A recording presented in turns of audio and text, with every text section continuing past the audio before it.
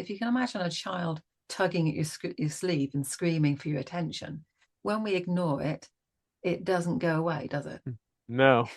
It tugs more and it screams louder. So by talking to ourselves, our own vulnerable parts, and saying, yeah, I hear you, you're right, we'll do something about it, or what do you want to tell me? Then it does get quieter. So that's the one side. The other side that I use is have times where I allow it and places where I don't. So I don't allow my mental chatter in bed. That's my sacred space. Yeah, if I start overthinking, I force myself to get up, go somewhere, and then say, okay, Ted, you've got 5 minutes. Write it all down if necessary, have something to drink, some water or whatever, and say, well, you've got 5 minutes. And when we get back in, that's it. And I think I've found if I'm consequent with that, then there's just certain places you just don't do it. And then at least you get some sleep.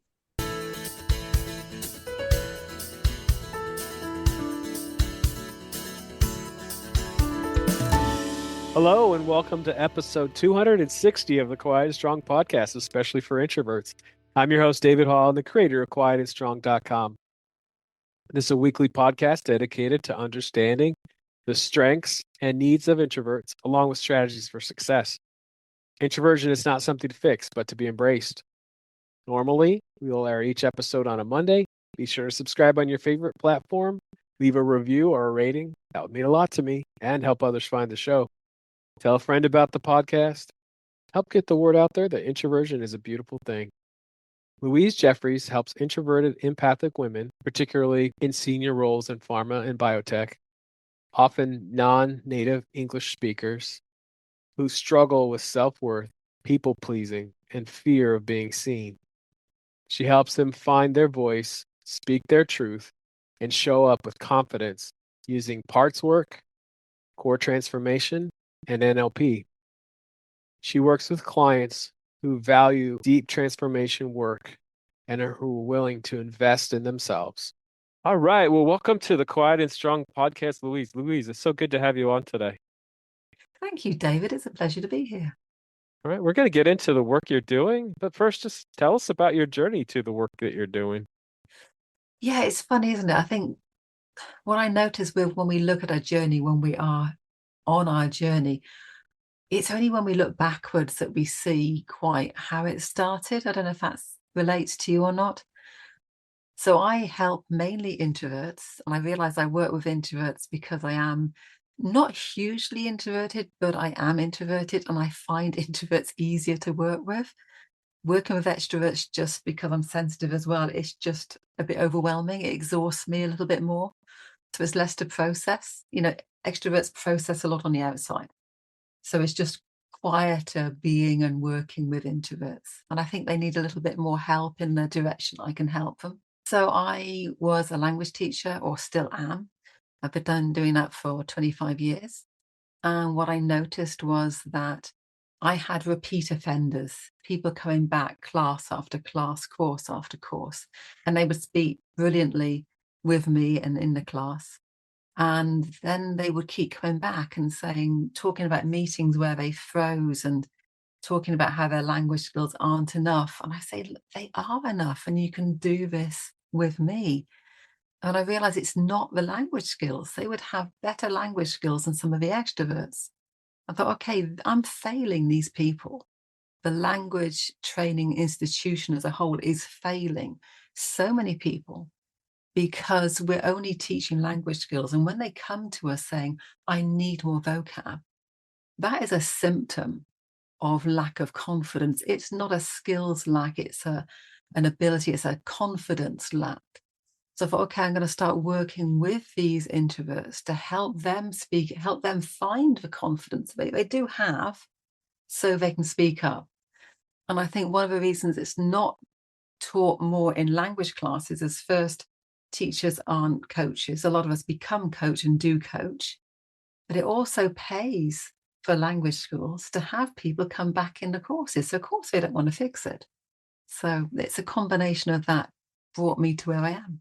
So often you're working with introverts that are also struggling speaking in another language. Yes. So I'm based in Germany. So I'm British, based in Germany. Before I started teaching, I worked as a radiographer treating cancer with radiation. And that wasn't a healthy environment for me. So when I started teaching, I was automatically put into pharmaceutical and biotech companies. And I moved after training into Portugal and then to Germany. So I was very quickly put in areas which I loved. I love being in the science industry as opposed to insurance or banking. It just fits me better. I understand a tiny amount of what we're talking about. So that was the environment I was put in. And there are a lot of introverts in the science and biotech field because they like being in their labs. They're very reflective, introspective, and it works. They're perfectionists with the science. But of course, it doesn't work so much when they have to talk about their science. Yeah. Yeah. So when did you figure out you were an introvert? I think I probably had a label for it sometime in the last 10 years. That and the highly sensitive label I've sort of assumed for myself in the last 10 years. I couldn't tell you a particular moment. Was there a particular book or resource or something? No, I don't think so. I think it's been a gradual. I mean, I did the Myers-Briggs. Okay. Actually, I come out on Myers-Briggs as extrovert, but only 52. Okay. I would say I'm not convinced that they don't have an ambivert.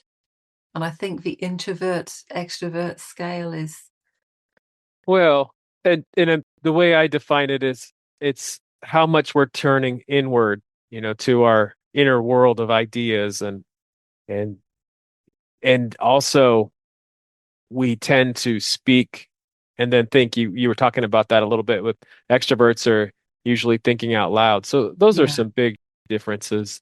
yeah. What's a strength you have because you're an introvert or a highly sensitive person? I think listening, I think extroverts tend, because they're processing a lot externally, they're not, well, they are reflecting, but I think it's difficult to listen and speak at the same time. So definitely the listening, and not just in a conversation, but in an area. You're sort of more aware of what's going on. And I think the sensitive thing is a big thing. Feeling, sort of being aware of how people are, what's going on. Of course, you can't always interpret if okay, you're not always right, but you can feel something's going on. You can feel when somebody's uncomfortable and you can have an idea of what it might be to make them more comfortable. And that certainly helps with the coaching because you can tell when somebody throws a little word, it's like part of their subconscious throws something out into the conversation and then withdraws from it because they don't really want to speak about it. It's like, if I say this, will you slap it out as saying that's wrong or that's strange or weird? Yeah. It's they're little gifts, little sort of suggestions. Where will you find this? Will you see it? And when you're sensitive and you notice things, they're little gifts that you can say, no, you just mentioned that. Tell me Mm. more about that. And I think that's part of it. Yeah. Yeah, so that's a big part of this show. We definitely talk about the strengths of our personality types. We also bust myths. Is there a myth about being introverted or being highly sensitive you want to bust today? Oh, the highly sensitive myth I would like to blow wide open Okay. because there's a lot of controversy about HSP, as we call it, highly sensitive people. And I'm occasionally on, for my sins, on TikTok, which I'm not a big fan of, but I just go on and post and then retreat rapidly. And I did some posts on highly sensitive people, and I got a lot of pushback. A lot of people saying HSP is just autism or one of a spectrum in disguise, and it's been blown out. It's not a thing. And for a start, this whole spectrum, there it is a spectrum. It's huge. Okay. And I think some people think there's two things. They think that highly sensitive people have a problem, as in they're disturbed by something. And it's not. It's an ability. It's not a lack. It's not a condition. It's not something that needs fixing. It's an ability, a sensitivity to perceive what's out there, which we all have, but some of us, it's slightly more tuned. We're more aligned, we notice more. So that's the first thing. It's not a disturbance, it's a perception. And I think the second thing is that highly sensitive people are about to burst into tears if Oh, you say the slightest thing which is offensive or upsetting or shocking. I'm highly sensitive. I've done parachute jumps, I've flown aeroplanes, I've got my bike license. I've done all sorts of what some people would say crazy, courageous things, and I'm highly sensitive. yeah, I love that. Well said. The fact that it's not something to fix. I say that about introversion all the time. Yeah, Being introverted, being highly sensitive, they're not something to fix, but they're definitely gifts that we have, and we don't all have the same gifts. yeah. I'm not highly sensitive. I've definitely looked into it, read it, taken the quiz, and it's not good or bad. It's just No, different. I'm more of a logical thinker, and somebody else yeah, is going to really be in tune with their feelings and feelings of others, things in the environment than I am. And so exactly. it's just a matter of understanding and realizing we each have different gifts. We're not all the same. We need all of us because we need the people like yourself, the logical, brilliant minds, the academics, because I don't consider myself as an academic. My brain, that isn't where it excels. But we need all these people. We need the perfectionists. We need the introverts. We need the people who would, sit on a computer and work logically through something and not get distracted. And we need I want to say crazy, which is a negative word, but amazing, brilliant, artistic, way out there people. We need all of us Yeah, to function and to provide enough resources for the world. And the sensitivity is also not necessarily a negative thing because we tend to think I'm sensitive to negative things, to vibes. But when you know you're sensitive and you know it's a gift, you can train it. It's just part of our subconscious. We can train it to flag things and not just dangers, but opportunities. And there's a lot of people aren't aware of that. yeah. So, how did you decide to be a coach? Probably I had a moment, it was 2005. I'm a serial people pleaser. And I had a moment in 2005 out with some friends, colleagues, a mixed bag. And somebody asked me a question and I didn't know the answer. And it was one of those mirror moments where you sort of see yourself. And I could suddenly see what I was doing and realize I didn't know the answer because I didn't know what answer they wanted to hear. And at Wow. that moment, I thought, wow, you are living your life answering questions, not through what you know, but through what you want everybody else, what you think everybody else wants to hear. And that was a moment of, whoa, okay, that's quite something. So I looked more into it and into coaching and got into coaching. I thought I can't be the only one doing this. So I'm going to train and learn how to do it and help other people. Awesome. And what's the benefits of working with the coach?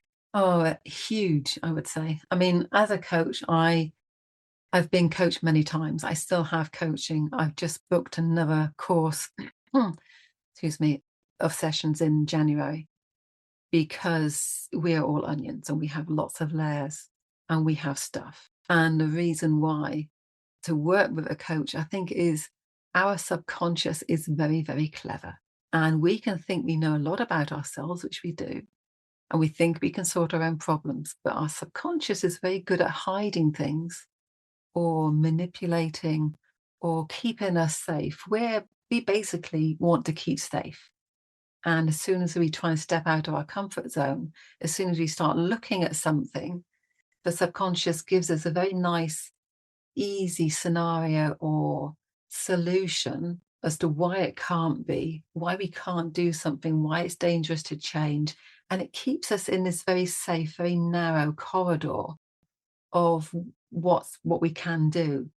And I think when we work with a coach, it's somebody else saying, wait a minute, why can't you do that? What exactly have you, and it sort of thing, brings us back to our senses of, yeah, actually, I'd never thought of that. Why can't I do that?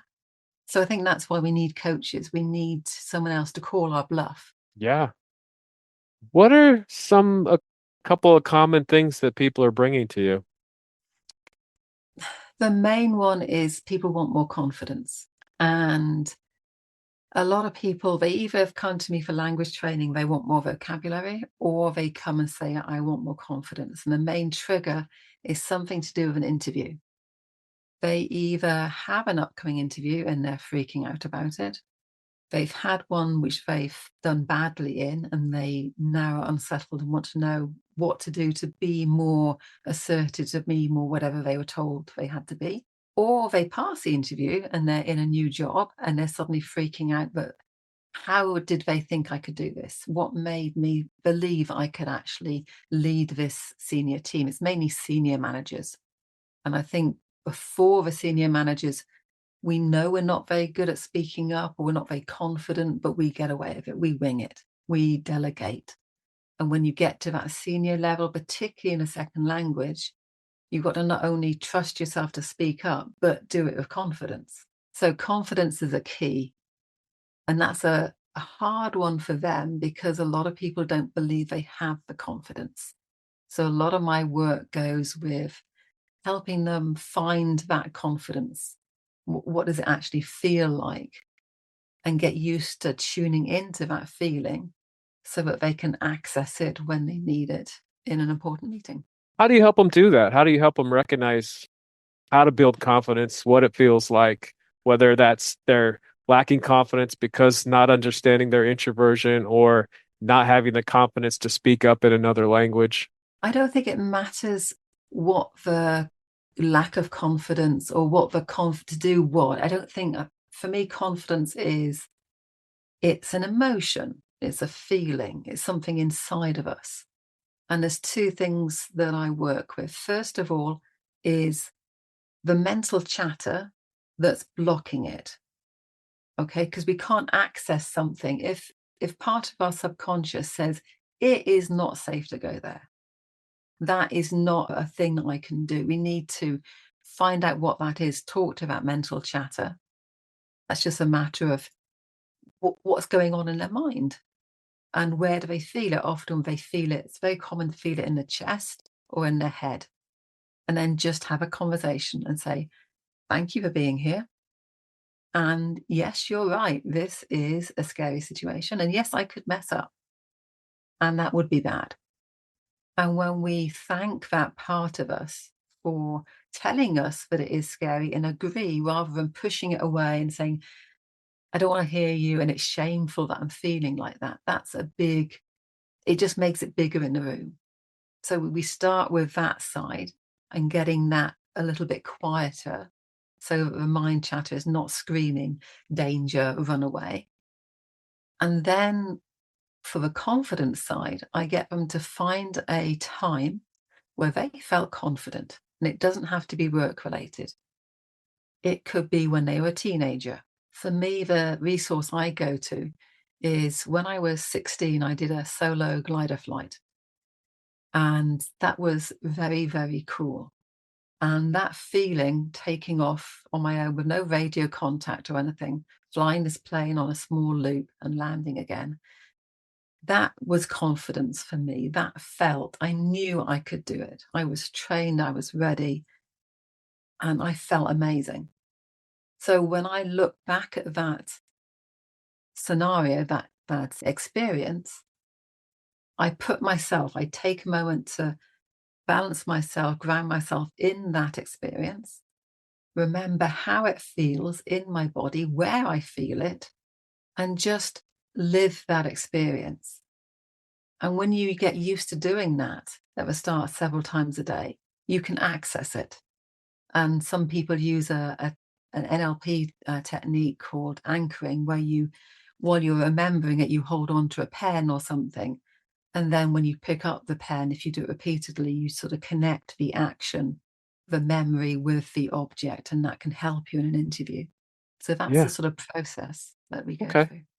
So when you were talking about mind chatter, Is it actually you're talking back to yourself or talking back to your mind chatter? Yeah, exactly. Yeah. And the difficulty with mind chatter is people generally don't think about it and they believe that it's only one way. So we have a lot going in our head and we don't realize it's we don't realize we can talk to it in a conversational way. We just say, "Oh, shut up! What am I doing?" We're very negative towards it. And when we actually thank it for being here, I did a talk for an organization called HBA, Healthcare Businesswomen's Association, and we had, I think it's about 100 people in the call. And I asked them to go to the mind chatter. It was about introversion and speaking up and networking, and just thank their mind chatter for being there and for telling them that it was scary. And just that simple act of thanking it, about half had a reduction in the anxiety. So, I mean, that's huge. That's just saying thank you. And that's just the first step of working with the subconscious and with the parts. So, just if we can say, okay, I hear you. Thank you for the warning. It might just notch it down by a couple of points, which is enough for us to actually maybe say hello or walk into a room that we don't want to go into networking. Yeah, that's awesome. And then as we're building our confidence, a lot of people definitely need and want to be more visible at work. How do we do Yeah. that? That depends a lot on where you are. Yeah, there's no magic. This is what you have to do because as I say, it depends on what stage you're at. But it could be, I think small is key. Yeah, particularly if you're very nervous, very anxious, social anxiety, these sort of things. So, I mean, it could be something like starting off with having eye contact with someone. It could be saying hello to a receptionist as you walk in, or the cleaning staff. Cleaning staff are great. You can have a conversation with them. They'll be happy that you speak to them. It could be, it doesn't have to be speaking. It could be the email after the meeting. It could be connecting one to one. There's so many different ways. So it really depends on, there is an amount of getting out of your comfort zone, but there's no actual singular thing. But I think in all of this, it's a matter of knowing who you are and that being okay. Yeah, I am not a chatty, outgoing person, and that's okay. And I don't have to speak up. But if I want to get a promotion, if I want a leadership position, then I'm going to have to start. So it's a matter of what do we want. If you don't want to speak up in the meeting and be more visible, then don't. Yeah, don't feel the pressure if you don't want to be. That's the key question. What do you want? And Yeah, understanding your introversion or extroversion is the key. How can I get what I want? But what do you want? And if you don't want to constantly talk, you definitely don't have to. But you need to exactly. be confident to share those things that you really feel that are important to share. Yeah, and I think knowing who you are, this is key. But say it's such a difficult question, isn't it, David? If you say, I mean, who are you? When somebody asks you, who are you? How do you answer that? Yeah, that's true. Because we tend to define who we are by labels, by categories of relationships with other people and organizations and jobs. And all of this does sort of define us, but these categories change over our life, which is why we tend to have these midlife crisis events, because the labels that defined us up until then suddenly disappear. Our children leave home, we change jobs, people come into our lives, people die, and our health changes. I mean, I could say I'm a jogger, I'm a mother, I'm a whatever, a cat lover, but if my daughter leaves home, my body fails and I can't jog, and the cat dies, then and I lose my job, then who am I? So we've got to stay consistent and have this sense of what these labels say about our personality, that that's who we are. So that when something shifts, we don't have a crisis. Yeah. And the labels are just helpful to get to know ourselves, but they don't define us. You are who you are, no matter what your label is. Yeah, but then it's difficult to define ourselves. We might as well put a color on. I'm orange. Yeah. Yeah, it's very difficult to sometimes, I think, to find a word to say who we are. I think a sound or a color or a feeling. It's a difficult question. Yeah. And on confidence, I heard you speaking on a podcast and you were talking about how, sometimes people try to use quick confidence hacks. What's Yes. wrong with that? Confidence hacks, they're not all bad, but they're the polish. So if you can imagine you have a car and you have a crash, you run into something, you've got a big dent, you've got structural damage.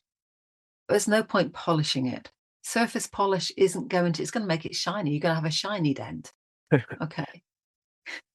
If you have a crash, and our bodies are vehicles and we have crashes, we need to do the deeper work, the structural work to repair the damage done by whatever crashed our confidence. We need to repair that first. Once we've done some of the repair work, we've got ourselves back into shape, then we can use the confidence hacks. And when I say hack, it's things like body posture, there's certain words, there's things you can do with your hands, and whether you lean forwards or backwards, pauses, all of these things are really good for presentations. But I think if we're trying to, there's a dimension between your ear and your shoulder, and the longer the distance, the more confident you are. So if you're trying to, shoulders down, you're pyramid your hands and you're doing this, if you're doing this and you're freaking out on the inside, you just look weird. Yeah. Yeah. So Yeah. it's not authentic. And people hear, they see it, they hear it, they can smell it. People can smell fear, which is amazing, isn't it? It's contagious. So if you're doing confidence hacks without addressing what's going on inside, it doesn't work. And I think when it doesn't work, we then feel even more of a failure and a fake because we're doing all of this and it's not working. And we feel even more disconnected with who we are because we're projecting something which we don't feel. So our identity crisis is getting bigger and we don't know who we are. And then if we get a knock, we crash even further. So that's my anti-confidence hack spiel. Okay. And then part of our thinking is definitely we can be prone to overthinking. How do we Yes. overcome that?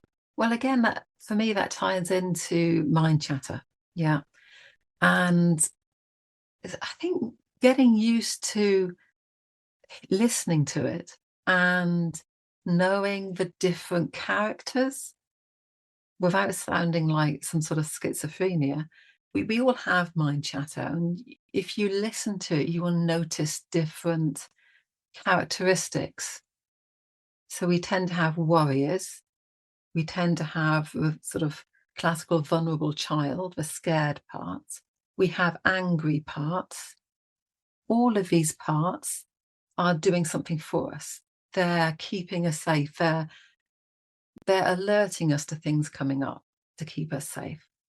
So it's a matter of knowing how to communicate, how to listen, and not to push anything away or say it's bad, but just to listen and say, okay, thank you for telling me that. You're right. This is dangerous. You're right. This is scary to a vulnerable child.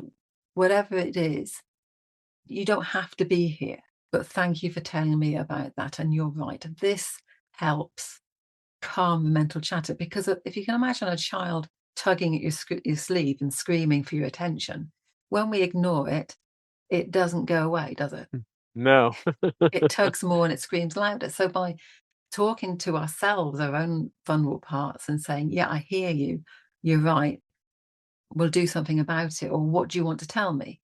Then it does get quieter. So that's the one side. The other side that I use is have times where I allow it and places where I don't. So I don't allow my mental chatter in bed.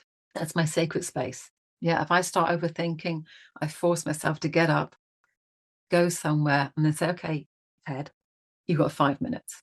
Write it all down if necessary, have something to drink, some water or whatever, and say, well, you've got 5 minutes. And when we get back in, that's it. And I think I've found if I'm consequent with that, then there's just certain places you just don't do it. And then at least you get some sleep. Yeah, that sounds like a good strategy. Louise, you're a fellow podcaster. Tell us about your podcast, English Talk, and the topics that you discuss there.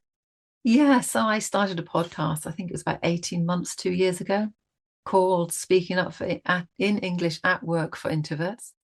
And I have lots of introverts and the occasional extrovert come on and talk about life, how they've overcome stuff, what they still struggle with, mainly scientists, but not all.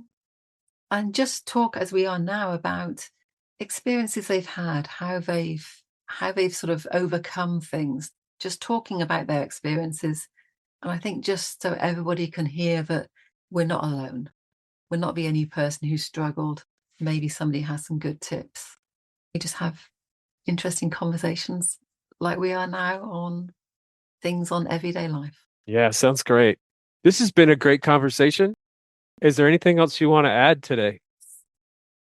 We've covered quite a bit, David. Yeah, we I think have. we've covered everything that I can say in the last few minutes before we get into another deep topic. But I think it's important that we say that everything is allowed, that there are no broken personalities as such. It's okay. And I think the key for what wish for everybody is to really know ourselves and know that that's okay. And when we're authentic, then we can do so much more when we're authentic. When we are centered in ourselves and we speak, people feel that much more than remembering phrases and faking this, faking that. If we could just all be authentic, speak our truth with compassion, I think the world would probably be a less complicated place. Yeah, yeah, well said on that. Living authentically, getting to know Yeah, yourself, that's the key. And that's why I do this podcast. yeah. And it's tough. It's tough knowing yourself and Yeah. keeping up with yourself, but And it's you worth said, it. yeah, you said earlier, take little steps, you know. Yeah. I really appreciated that as well. Yeah, Well, because if you take Louise, too big a step, then you just fall into a dip. Yeah. yeah, that's right.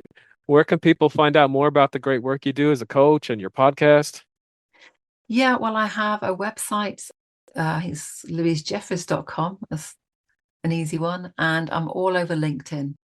So if people look for me on LinkedIn, you'll find all my links there and my podcast. And I'm working all over the world. A lot of people in America, some in Australia, Asia.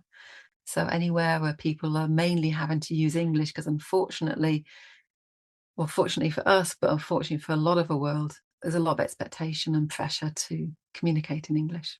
Yeah, for sure. All right. Well, thanks again. Thank you so much for having me on, David. Thank you so much for joining me. I appreciate you. I hope you take the time to explore other episodes and learn from other amazing guests. Remember, if you're interested in getting to know yourself better, there is now a free Type Finder personality assessment on the Quiet and Strong website. This free assessment will give you a brief report, including the four-letter Myers-Briggs code. I'll add a link in the show notes. And I'd love to connect with you. Reach out at david@quietandstrong.com or check out the quietandstrong.com website, which includes blog posts and links to social media for Quiet and Strong and much more. Send me topics or guests you would like to see on the show. So many great things about being an introvert, and so we need those to be understood. Get to know your introverted strengths and needs and be strong.